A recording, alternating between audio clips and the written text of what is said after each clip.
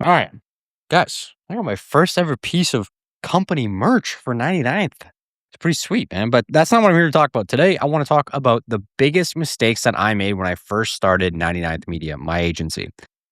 There's a lot of mistakes that were made along the way. However, I was able to mitigate probably most of the big ones, I will say, by working at a different agency first and learning from their mistakes, as well as asking a ton of questions to other entrepreneurs, business owners, having family members that have had businesses in the past, and having run businesses before 99th. So here are the 5 biggest mistakes that I made when I was first starting 99th Media that I want to give to you so you can avoid when you start your business or when you start your next business. I'm going to go from 5 to 1, the biggest ones at the end, just because I want to keep you here for attention's sake. Anyway, number 5, I was scared to promote my business. So when I started, I wasn't really confident in myself or my ability to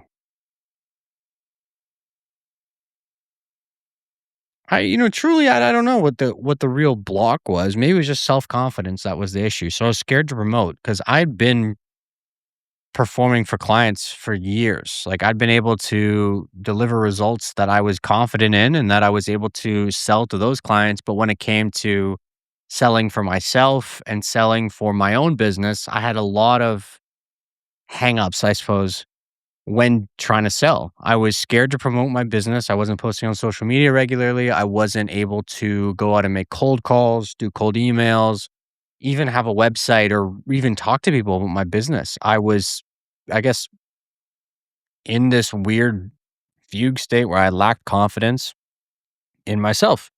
And so since then, obviously, as you've seen from this, I have personal socials, I have a business social account that I run. We do long form media on the business account and like there's just tons of promotion. Like I have a team now that does cold calling. I have done a ton of cold calling myself, cold emails, walking into businesses. There's a bunch of stuff. So the self-confidence, once I fixed that, the self-promotion issue kind of melted away, I suppose, in some way to say that anyway. And now we don't have that issue anymore. Number 4, the 4th biggest mistake I made early on in 99th Media was overcomplicating things. So I wanted to make the grand slam offer. I wanted to make the too stupid to say no offer.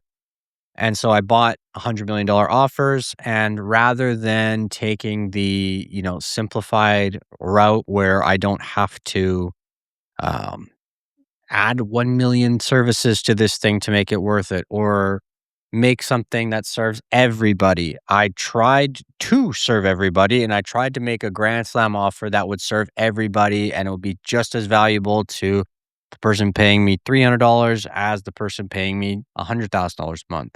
So in doing that, I just way overcomplicated everything, didn't sell as much as I could, and ended up just ruining whatever time that I had put in because there was nothing I got out of it. I just wasted the time, I ruined the outcome, and I overcomplicated the hell out of everything. I tried to make the offer insane. I tried to add so much complication inside of my business, so many loops to jump through, so many tax strategies, all this garbage that you do not need to worry about until years and years and years down the road for the tax strategy. For that, some of the other stuff, yeah, figure it out sooner, but just don't overcomplicate things. Have a thing, let people know about it, sell it to them, fulfill it, and then scale and solve the problems as they arise. That's at least what I've come to learn. So, number 3, I was too eager to hire and get things off my plate. I read The 4 Hour Work Week pretty early on in 99th Media. And what I got from that was the fact that I need to hire VAs and I need to hire people to do all of the grunt work. But what I really did was I tried to hire people to handle all of the actual, like, proper heavy lifting work of the business, and then I handle the grunt work. So doing that, I kind of screwed myself a little bit where I got a ton of low quality work for a lot of money. And truth be told, I didn't really get anything out of it. Like I hired sales teams right away. Like I hired, well, not full teams, but I started with one person, and then two people, and then I scaled up from there. But in doing that, I just pretty much ruined the reputation with those leads because they just thought that I was just another run of the mill agency trying to serve everyone and do everything for everyone. And I mean, at the time, that's what I was.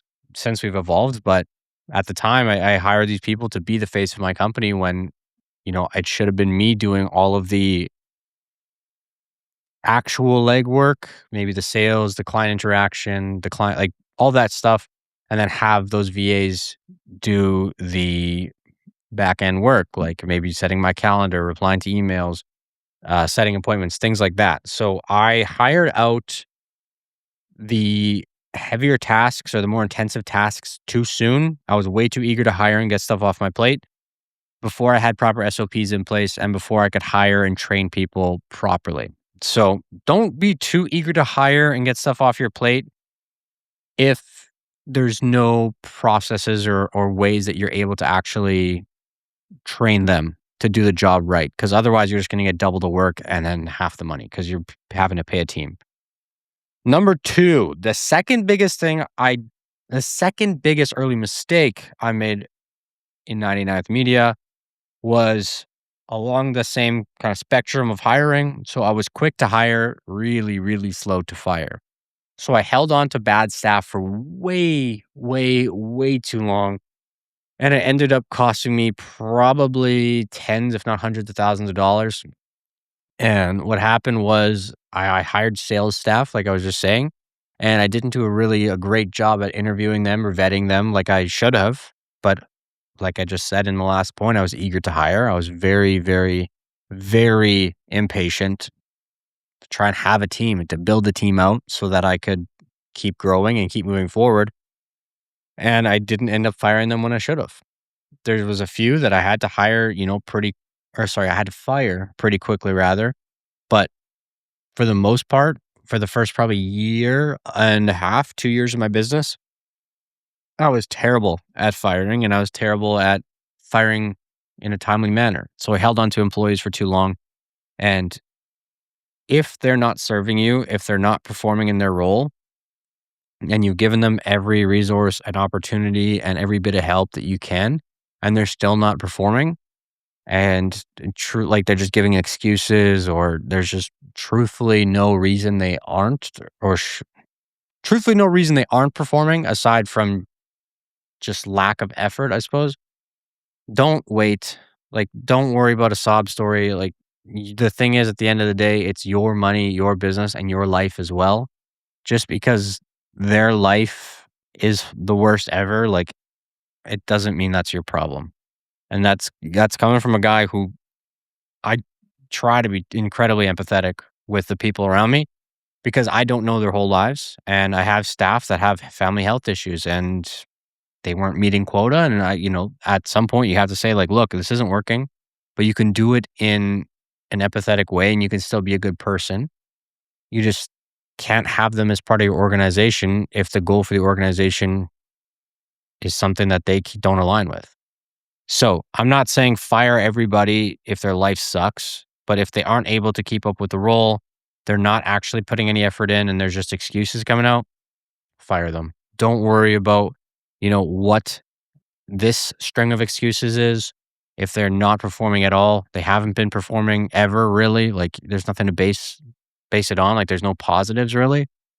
I wouldn't say that there's any need to maintain something long term because in my experience, if there's no reasonable way for them to say or show that they've been productive or they've done their job properly or well or been a good person in your organization, and there's nothing to prove that, there's no like evidence, there's nothing, there's no history, and they come out saying, oh well, like, I have all these things going on, but they just gave you a different string of excuses last month as to why they didn't meet quota. It's just going to continue. And I held on to staff for 6 to 8 months longer than I should have. And it was that same cycle every time. So every single time that happened to me, it was always that same cycle. That's why I'm able to talk on it now. At least I feel like I'm able to at least give you the warning. You don't need to keep them on the team. There's other places that they'll excel. And if you want to be a really good business owner, and I've tried to do this as well, it's not always successful, but I've tried to do it. Try and help them find a new role. If you want to be a great person and if you have the time and the resources, try and help them find a role that they might be better suited for. But if they're not, they're not being a productive member of your organization, you can't just keep spending on them. That's just not how this works, at least as far as I've been able to tell. If I'm wrong, please let me know. And the number one mistake that I made early on in 99th Media, and this is by far and beyond the biggest mistake that I made, bar none, across any of my businesses I've ever owned. And I don't know why this was such a eyes wide shut kind of moment, but I focused on things that were not sales.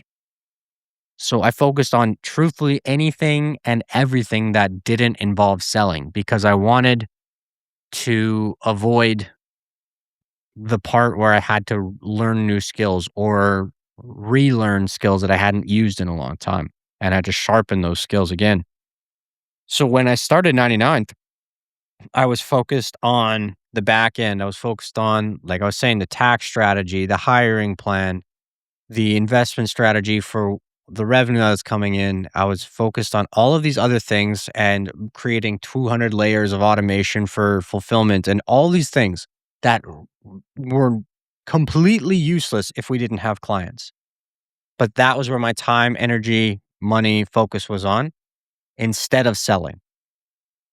And when I shifted from focusing on all of those other things to focusing on selling, that's when the business actually started to grow. And I know that might not be the most glamorous, fun, or exciting thing for you to hear, but when you're starting a business and you're at zero, there's no clients, there's no customers, there's no revenue, there's not a dollar moving through the business. Sales is the only thing that matters. Sales is the only thing that keeps you going. Because if you think about any business, without sales, they don't exist. Even nonprofits, they have to sell something. They have to sell an idea or they have to sell their fundraisers. They have to sell something to somebody in order to get income to continue to exist. Even, like I said, even if it's a nonprofit, they still have to sell something. So if you're not focusing on sales early on in the business, if that's not your main focus when you start, you either need to bring in somebody who can focus on that or you need to shift focus until things are rolling and you're able to kind of put a leader in place or have someone or something in place to take care of that for you while you build the other parts of the business. Those are my top 5 mistakes in business up until this point with my agency. I have got a lot of other mistakes that I made for my other businesses and for this one. So if that's something that interests you guys, drop a comment below. I really hope this helps somebody out there avoid some of these mistakes. And if you've been making them already, hopefully this kind of opens your eyes a little bit to what it might be like a year, 2 years down the road once hopefully you're able to avoid those mistakes moving forward. That said, that's all I got for you. Hopefully this helps once again. Take it easy.